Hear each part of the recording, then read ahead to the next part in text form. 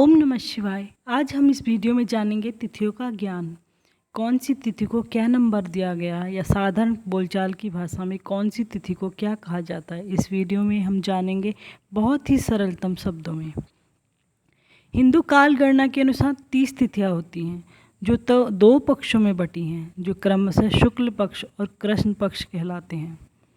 शुक्ल पक्ष पूर्णिमा की तिथियों को कहा जाता है तथा कृष्ण पक्ष अमावस्या की तिथियों को कहा जाता है।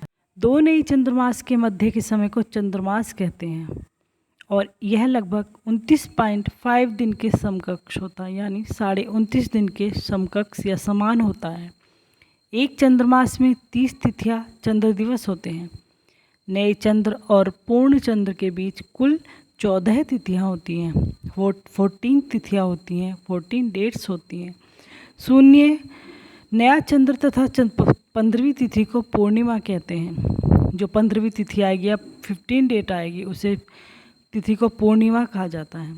तिथियां शून्य मतलब अमावस्या से शुरू होकर पूर्णिमा तक एक क्रम में चलती हैं और फिर पूर्णिमा से शुरू होकर अमावस्या तक चलती हैं, तब एक चंद्रमास पूर्ण होता है। शुक्ल पक्ष 1 से लेकर 14 तक होता है और फिर पूर्णिमा तक रहता है, यानी 1 से लेकर 14 तक 14 प्रथमा 14 और पूर्णिमा तक रहता है। कृष्ण पक्ष भी 1 से लेकर 14 दिनों तक और अमावस्या तक रहता है। अब जानते हैं तिथियों के मूल नाम। तिथियों के मूल नाम में अमावस्या को कहा जाता है अमावस, प्रतिपदा या प्रथमा को कहा जाता है पड़वा या पहला एक नंबर 1 अंक, द्वितीया को कहा जाता है दूज या सेकंड नंबर या 2 नंबर 2, तृतीया को कहा जाता है तीज या 3 नंबर, चतुर्थी को चौथ कहा जाता है जिसका मतलब है 4 नंबर, पंचम को पाँची कहते हैं जिसका अर्थ है 5 नंबर, षष्ठी को छठ कहा जाता है जिसका नाम है 6 नंबर, सप्तमी को साते या 7 नंबर कहा जाता है, अष्टमी को आठे और 8 नंबर कहा जाता है, यानी कि अष्टमी है तो 8 नंबर होगा वो, नवमी है तो 9 नंबर या नौमी कहा जाएगा, दसवीं 10 नंबर का घोतक है और इसे दसवीं भी कहा जाता है, एकादशी 11 कहा जाता है, इसे तद्भव भाषा या जो सामान्य बोलचाल की भाषा है उसमें एकादशी को 11 कहा जाता है और इसका नंबर होता है 11, यानी मतलब 11वां दिन।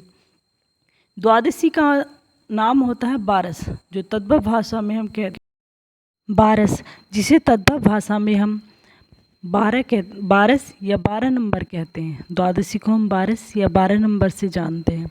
इसी तरह त्रयोदशी को 13 कहा जाता है तद्भव या सामान्य बोलचाल की भाषा में, जिसका अर्थ है महीने का या किसी भी पक्ष का 13वां नंबर। चतुर्दशी को 14 कहा जाता है, यानी किसी भी पक्ष का 14वां नंबर, इसे 14 को या चतुर्दशी को 14 नंबर से जाना जाता है। फिर पूर्णिमा को पुनो अथवा पूर्णमासी कहा जाता है। इसी प्रकार तिथियों का क्रम होता है। व्रत त्योहारों के बारे में सरल शब्दों में जानने के लिए subscribe and like my channel अध्ययन जीवन। धन्यवाद। ओम नमः शिवाय।